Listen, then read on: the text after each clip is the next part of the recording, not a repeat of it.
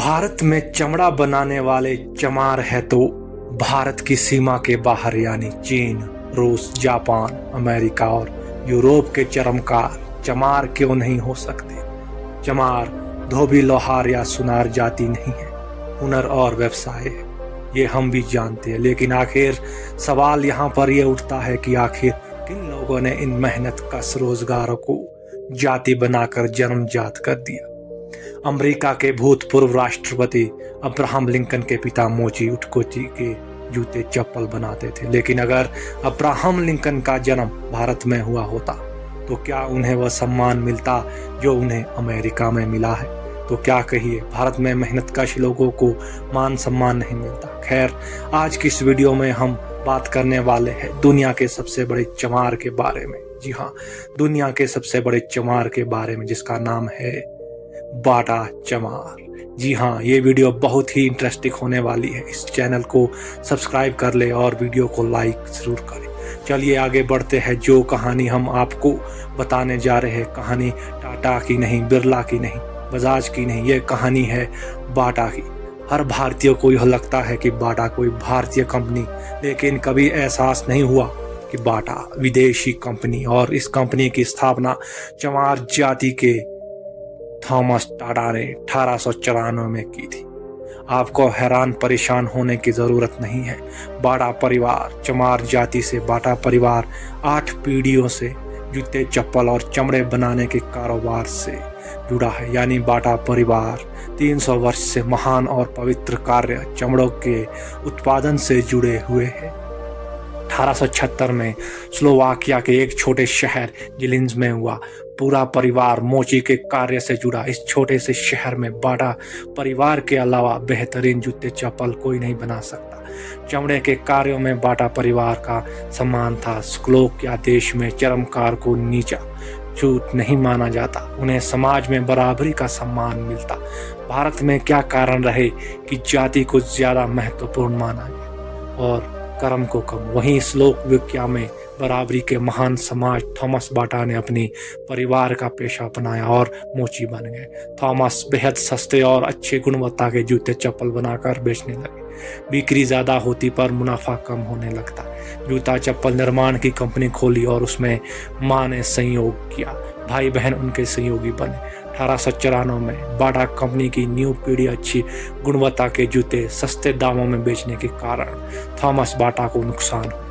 Company चलाने का गुण सीखने के लिए लंदन में जूते की फैक्ट्री में मजदूर बनकर काम किया। फिर मार्केटिंग, स्ट्रेटजी, प्रोडक्शन, डिस्ट्रीब्यूशन और विज्ञापन का गुण सीखकर उन्होंने दोबारा अपने देश आकर बाटा कंपनी में जान डाल दी और सस्ते दामों में जूते चप्पल बेचना जारी रखा। और ज़्यादा सेल्स होने के कारण कंपनी को मुनाफा हुआ। उस वक्त अच्छी क्वालिटी की वस्तु का अर्थ था महंगे दामों में बिकने वाली वस्तु, जो केवल अमीर लोग ही अफोर्ड कर सकते थे। चमार जाति के काबिल उद्योगपति ने इस धारणा को ध्वस्त कर एक नई धारणा गढ़ी। अच्छे और बेहतरीन गुणवत्ता की वस्तुएं भी सस्ते दामों में मिल सकती है। और बाटा के जूते और चप्पल, इनमें 1, 8 और 100 साल पहले जूते हुए चप्पल इसे अमीरों ही पहनने की वस्तु समझा जाता था। गरीबों को नंगे पांव ट्रेन में सफर कर बम्बई, कलकत्ता में मजदूरी करने आना पड़ता था। थॉमस बाटा का सपना है, अमीर हो या गरीब, बाटा के जूते पैर में होने चाहिए। पूरे भारत में फैलकर कंपनी ने अफ्रीका में विस्तार किया, जहां कई कंपनियां जाने से इसलिए कतराती थी कि गरीब अफ्रीकी देशों में जिनके पास खाने को नहीं, वो जूते चप्पल क्या खरीदेंगे। लेकिन बाटा ने अफ्रीका महाद्वीप के पूरे देश में सस्ते दामों में जूते चप्पल बेचे और हर गरीब के पैरों में जूते चप्पल पहना दिया। 1932 में थॉमस बाटा की हवाई जहाज दुर्घटना में मृत्यु हो जाती है। उनके निधन के बाद उनके भाई और उनके बेटे ने बाटा कंपनी को हर देश में सबकी पसंदीदा कंपनी बना दिया।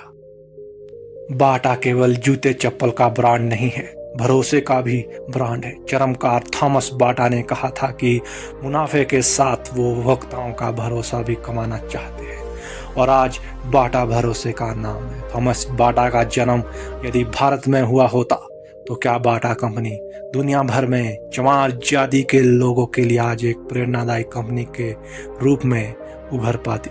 बाटा कंपनी दुनिया में बड़ी कंपनियों में गिनी जाती है और कर्म से चमार जाति का एक शख्स जो इस कंपनी की स्थापना करता है, उसने हर गरीबी के पैरों में चप्पल और जूते पहनाकर ही दम लिया। परंतु ये तो विदेशों की बात हो गई। यदि बाटा भारत में कुछ करना चाहते तो वो कभी सफल नहीं हो पाते, क्योंकि स्वर्ण जाति के लोगों को यह कतई भी मंजूर नहीं होता।